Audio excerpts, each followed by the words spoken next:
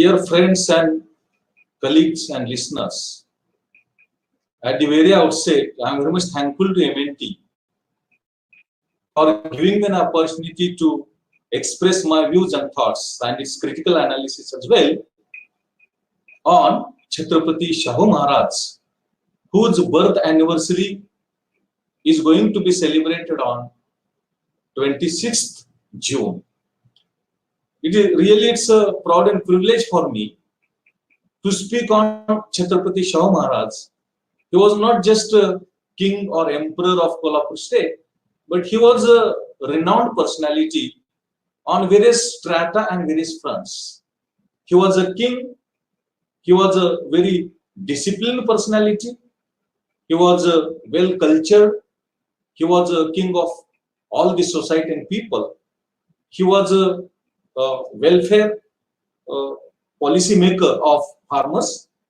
At the same time, he made his very rigorous and honest efforts directed towards welfare of farmers.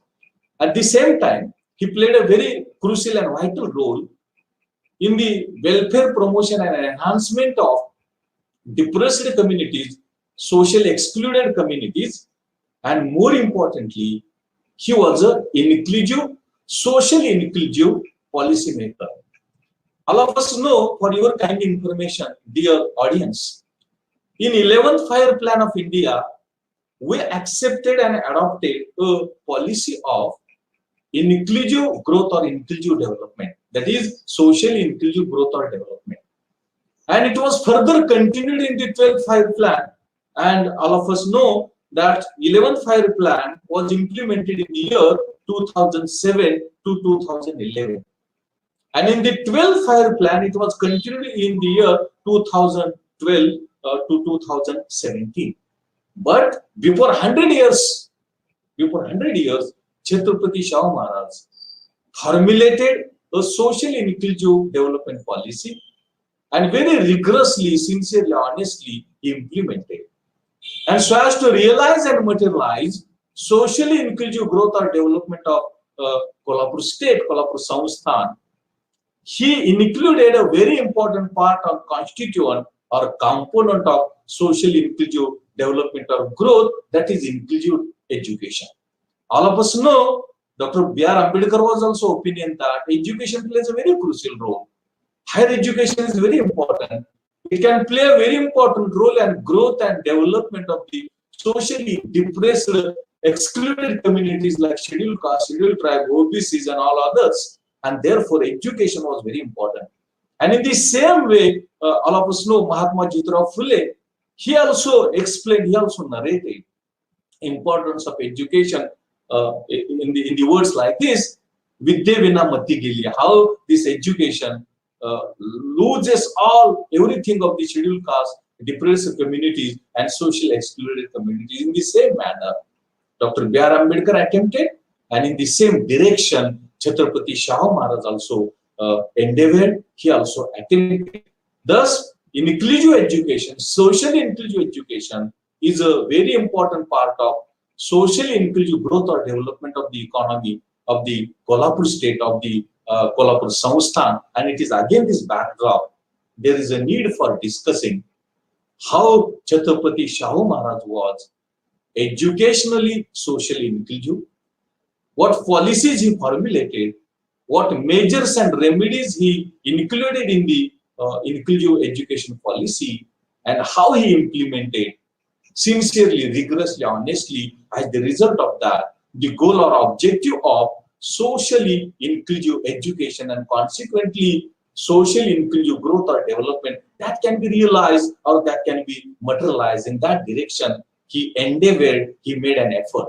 And therefore, today I am trying to place before you how Chhatrapati Shahu Maharaj was socially inclusive in education, how his education policy was socially inclusive, and how he implemented that policy very rigorously and sincerely, and more importantly, what measures, policies, what remedies he included. As the result of that, his inclusive education policy was more inclusive and his implementation of that policy resulted in the positive growth in education among the socially depressed communities like Dalits, like scheduled caste, like scheduled tribes and others that is there. Now, taking into account importance of education, Chhatrapati Shahu Maharaj thought, unless and until education is developed, unless and until education development takes place, the development of the society is rather impossible. And when we have to realize and achieve socially inclusive growth or development of the economy, education should be inclusive, because that can help us in the growth and development of the depressed communities, excluded communities like scheduled caste, scheduled tribe, OBCs and all others. And therefore he formulated education policy which is socially inclusive. And more importantly, he very sincerely, honestly, rigorously endeavored to implement and enforce that policy. Now, education is it is very effective means of development. It is very effective means of social welfare. And unless and until depressed communities are in a position to take their education, they are in the stream of education, it is their development is impossible.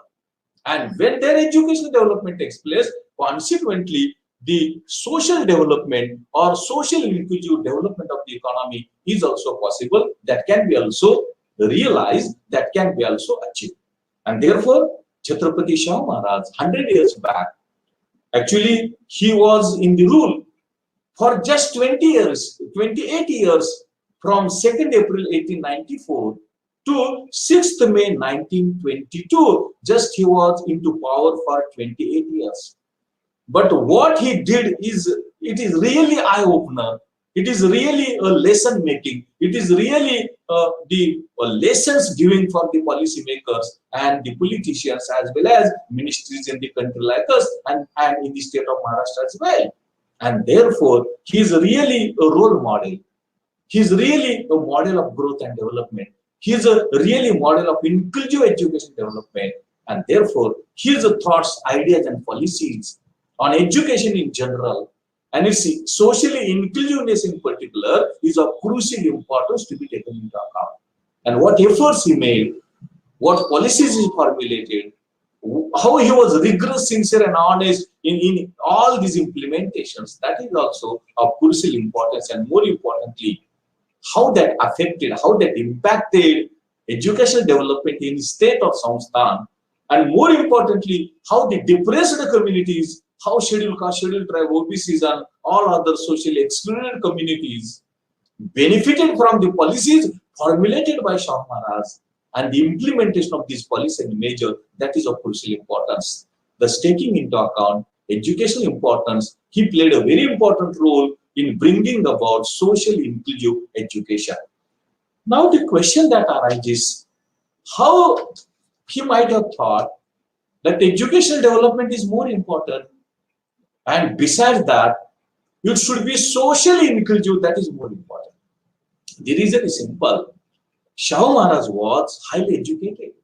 He took his education in Rajput, he took his education in Dharwad, and he was also for some times in the abroad, that is in United Kingdom, that is in England. And he was very much impacted by educational importance, education, and its role in growth and development. And he was impacted by the Western culture and education development that played a role in the Western countries. He was very much effectively impacted, effectively affected. And therefore, he thought, for the growth and development of the state of Kolhapur, educational development is very much necessary. It is of crucial importance. Then why it is inclusive? It is inclusive because here, scheduled caste, scheduled tribe, OBCs are depressed. Before taking charge of the Kolhapur state, he studied what is the state of society or development in the state, and more importantly, education in the state. And he found that there was a significant inequality, there was a significant disparity in educational status and development achieved in the Kolhapur state before taking power by Chhatrapati Shahu Maharaj. And it was found that in his state, of the total literacy, 79% literacy was among Brahmin community only. And for Maratha, it was just 8.6%. For Kunubi, it was just 1.5%. For Muslim, it was just 7.5%. For Jain and Lingayat, it was just 10.6%. Thus, Brahmin domination was there in literacy.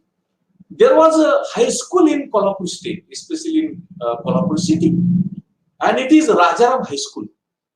In this Rajaram High School, during that period, before taking charge of power of the Kolhapur state, there were total 441 students.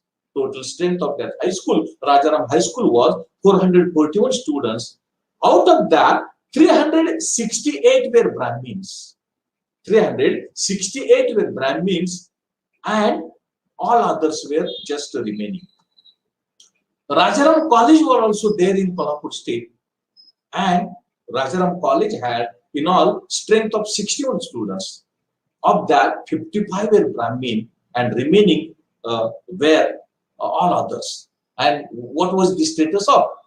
In this education of the depressed communities like scheduled caste, scheduled tribe, that was a thing of serious concern. And therefore he thought that unless and until efforts are made to achieve education development, and that educational development should be social inclusive, scheduled caste, scheduled tribe, minorities, that should be the part and parcel of this inclusive development. Unless and until in that direction, efforts are undertaken, rather inclusive education is not possible, and educational development and its role in growth and development of the economy is very impossible. And therefore, first of all, so as to achieve educational development in general and social inclusive development in particular, on 30th September 1917, he issued an order of free and compulsory primary education. Free and compulsory primary education, for which he created a separate department. And those students who will be absent, he will be penalized, his parents will be penalized, but at the same time, if the students are helping in agriculture activities, cultivations and operations, no penalty, no fine will be there, and that provision he made. He provided rules and regulations for temples, and he made it obligatory. Part of the revenue, part of the money collected by temples should be diverted towards education development, and more importantly, of the total building of temples, part should be given to the education as classrooms. Then he increased house rent by 1 rupee, and he diverted 2,000 rupees from fund of temple, and from his treasury he contributed 80,000 rupees for free and primary education. The first school under free and primary education system, he started at Chikli, nearby Kolhapur, where only 27 students were there, 27 schools were there, and 1,296 students were there, and 27 schools were there. When this free and primary education policy implemented, the number of schools, it's very, very important, rose from 27 to 420. And the number of students rose from 1,296 to 22,000. A significantly rapid increase in the number of schools and number of students was taken place. It is because of this free and primary education that is there. For educational development, he gave 48 acres land for playground and a imarat known as Titi's building to Topkhane, a person who was trying for educational development in Kolhapur city, especially.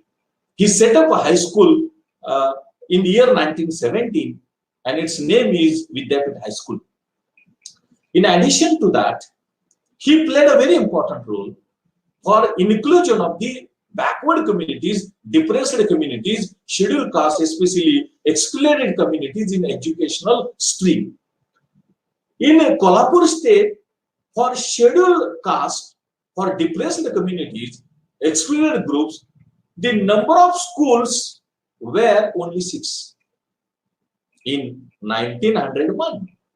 Number of schools were only 6, and the number of students that was 196. But Chhatrapati Shahu Maharaj increased the number of schools for depressed communities from 6 to 22. As a result, number of students from depressed communities, scheduled caste, Dalits, that rose to 732 from 196. Separate schools increased, and consequently, the participation of scheduled caste depressed communities in education rose to 732 from 196. He established special boardings for Dalits or depressed communities at Sontari, Rukdi, and he made a provision of free staying and boarding and food to 50 students from depressed communities in his palace.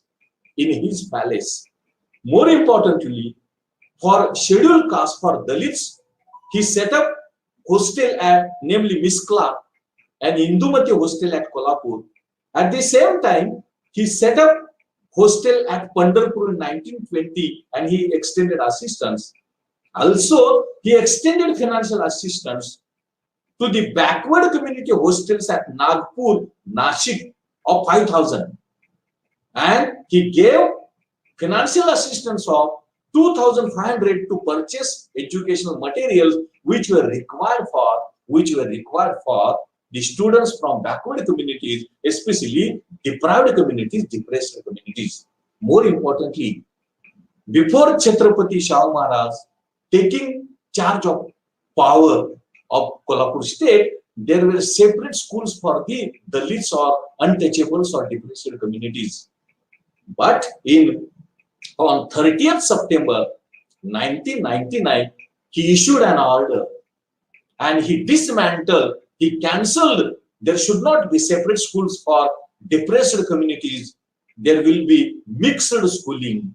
There will be mixed education, and this tradition of separate schools for depressed communities, excluded communities was dismantled. It was discarded. In addition to that, for education development, he gave financial assistance to Udaji hostel at Nashik of 9,000 rupees. He gave 5,000 rupees financial assistance to the hostel at Nashik for barbers of 5,000 rupees. At Pune school, he provided 2,000 rupees. Nagpur school, Nagpur hostel for depressed communities, 5,000 rupees. And Shivaji Education Institute at Pune, Amravati, and Punjab Rao Deshmukh Education Institute, he gave financial assistance. In addition to that, Ahmednagar, Jalgaon, Pandharpur, he extended a significant financial assistance, having intention to achieve educational development. In addition to that, he gave financial assistance to Deccan Maratha Education Association, 30 rupees per year, and he started 3 scholarships there. In addition to that, he made a facility of staying backward community students in his palace at Kolhapur and all others. In addition, there was Pandurang Chimaji Patil from Sarud, and he matriculated, and Shahu Maharaj was very happy. From Bahujan Society, Bahujan Samaj, he was matriculated.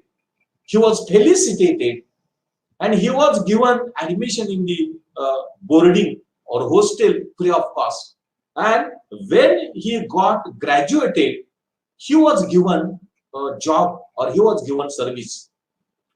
In addition to that, he gave financial assistance to Krishnabai Kelevkar, Jingar Martand, Ramchandra Shelke, Vasudev Bhide, Narayan Chavan, Ramchandra Mahajan, Ramakant Kamble, and Madhura Badal also. He was very secular and he was very socially inclusive. Like that of depressed communities, like that of Dalits, like that of scheduled caste, scheduled tribes. He was also of the gender equality. He was also the supporter of gender equality, and consequently, in his state, he made special efforts for gender equality, education among the women, education among the female. In his state, some girl students demanded schools at Gargoti. Gargoti is a place in Kolhapur state. Gargoti is a place.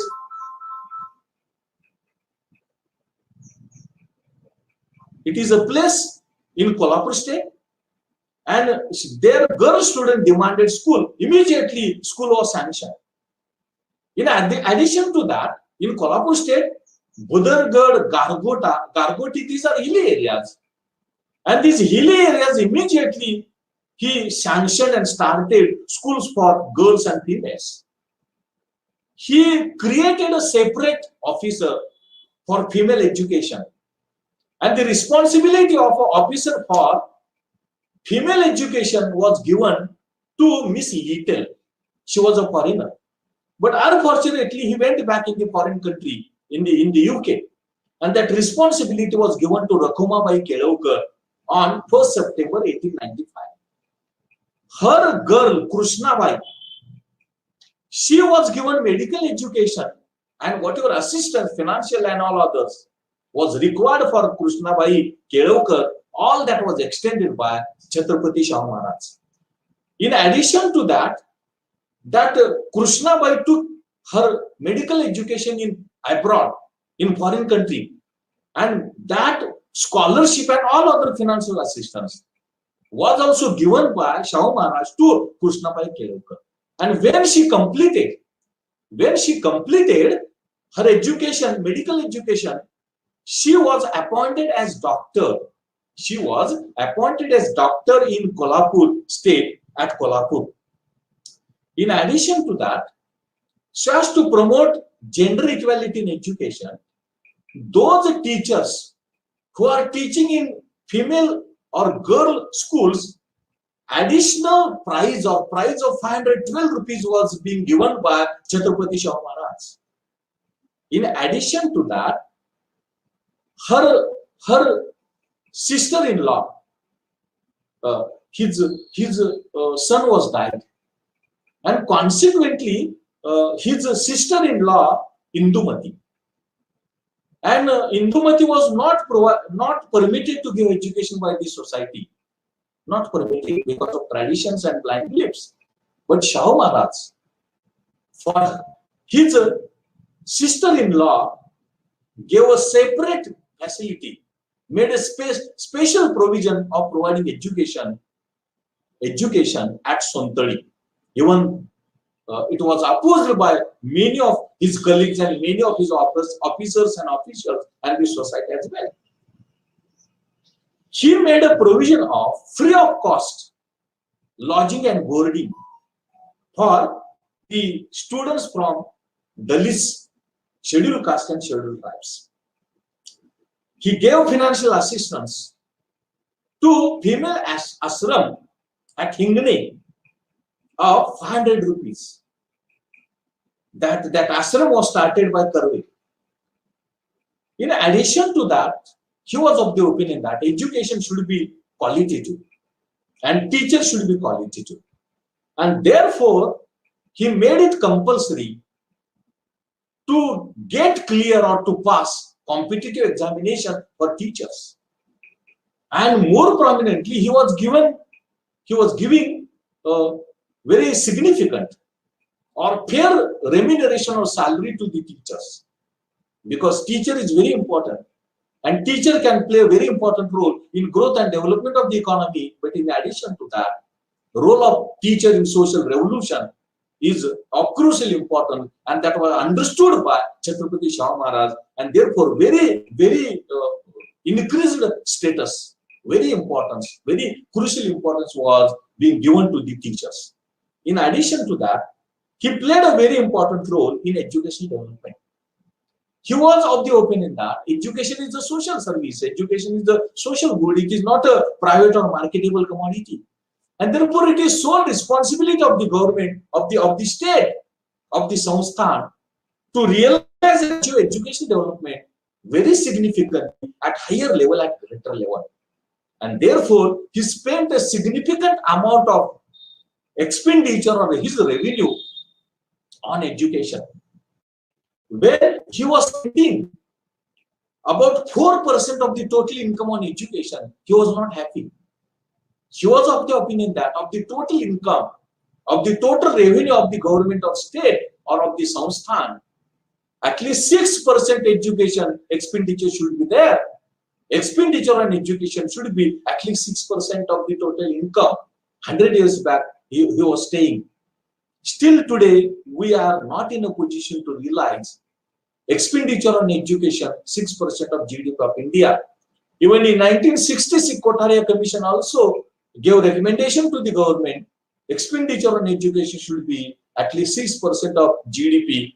100 years back, Shahu Maharaj was of the opinion, 6% of GDP, 6% of income should be expenditure on education, but we didn't realize.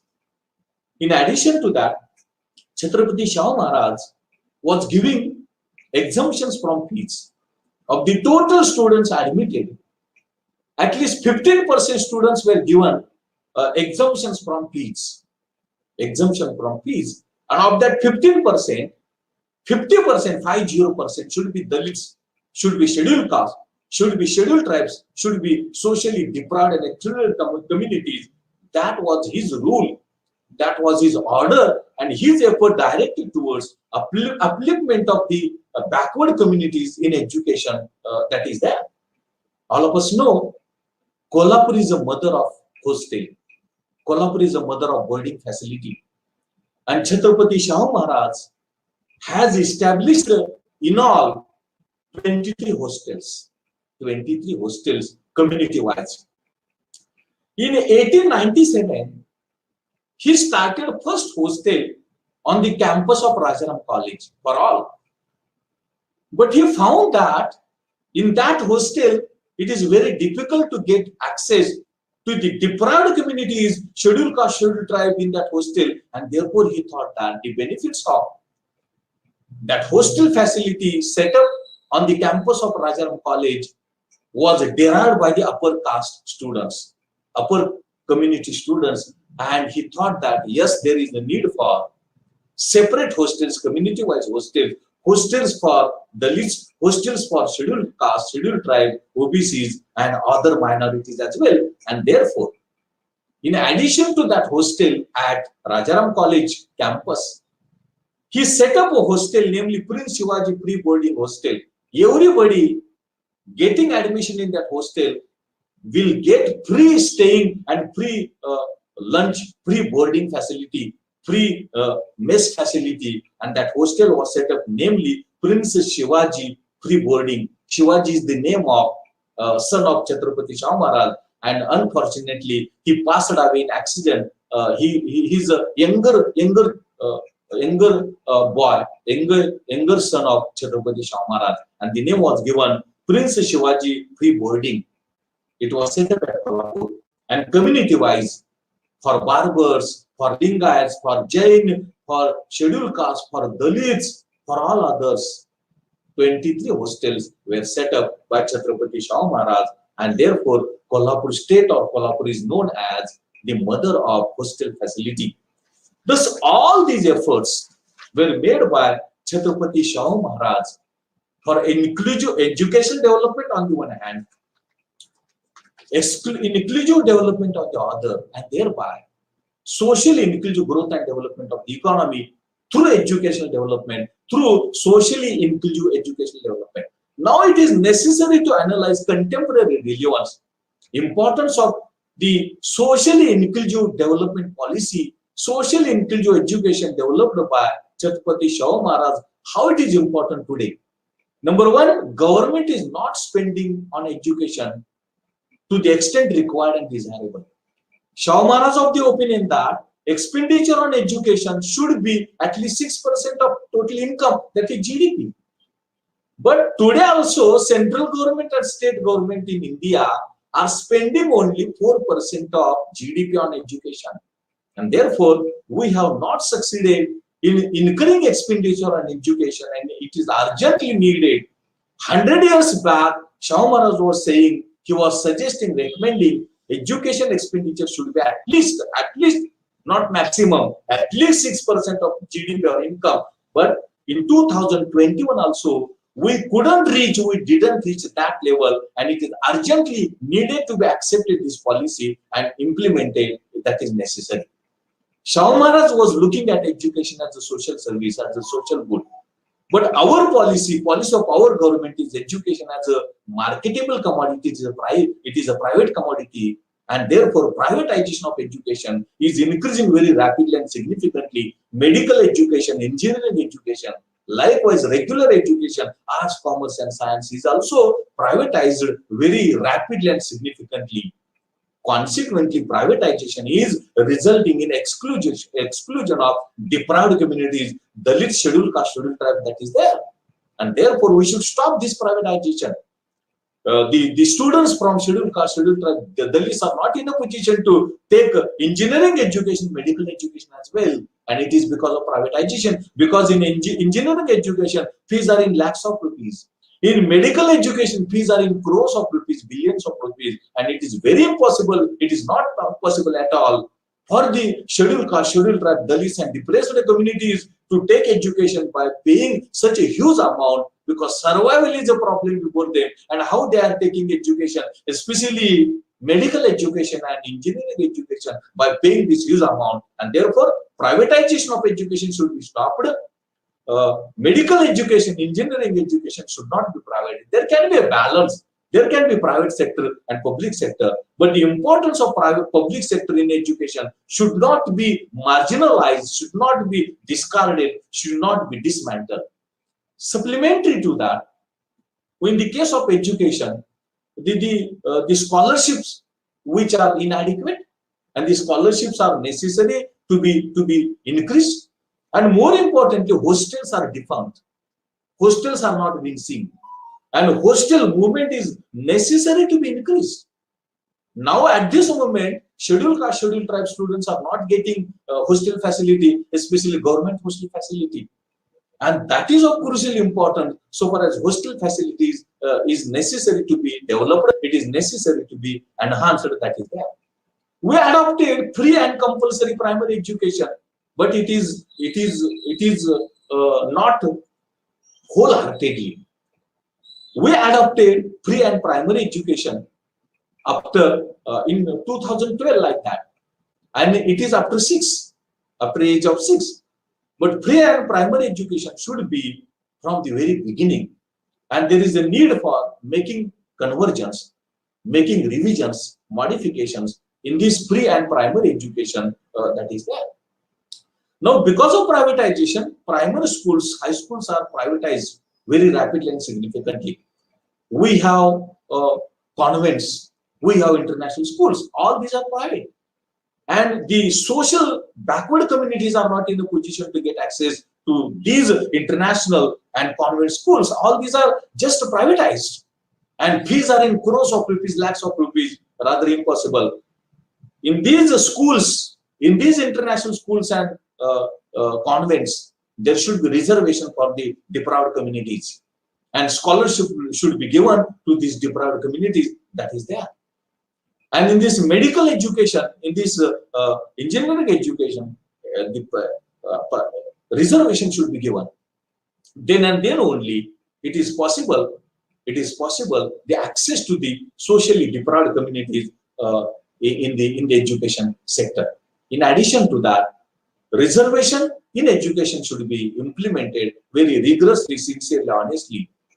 Especially access to the backward communities is not being given. Posts are de-reserved and it is given to the upper caste. And reservation in this, especially high quality education institutions, IITs and IIMs, it has been discarded. And consequently, these backward community students are not in a position to get access in the IIMs and the IITs. And that is a higher quality education institutes, research institutes. Urgently, the policy of reservation should be implemented in these IITs and IIMs. And unless and until in that direction efforts are being made, our education will be exclusively exclusive. It will be exclusively having disparity that is there. It is therefore the thoughts and policies of Chhatrapati Shahu Maharaj on education, educational development, socially inclusive education, and the role of government in educational development and the welfare of the depressed communities, Dalits and backward communities is of crucial importance, and hostel facility which he created is of greater importance. It is of crucial importance.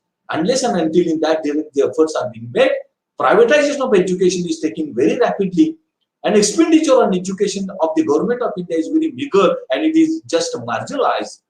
We should increase that. We should stop that privatization. We should make our education policy more inclusive. National education policy, the government, it is ready to implement. It is just exclusive. No, in future, student from backward community will get access to the education because the national education policy is just exclusive. It is for upper caste only. It is for urban areas only, and rural areas, Dalit, scheduled caste, scheduled tribes will not be in a position to get access to education. And further, it will intensify the exclusiveness that is there in education. It is because of the more privatization that has been started in 1991. It has been further intensified. It has been further made rapid after 1995 onwards. And that national education policy should not be accepted. If it is to be accepted, it should be revised. It should be modified. As the result of that, it will be more socially inclusive, and that will benefit a lot. That will benefit a lot to the deprived communities that is there. If in this direction the efforts are being made, an education policy will be formulated in the framework of policies and measures suggested and implemented by Chhatrapati Shahu Maharaj, and its implementation will be very rigorous, sincere, and honest. And the role of government in education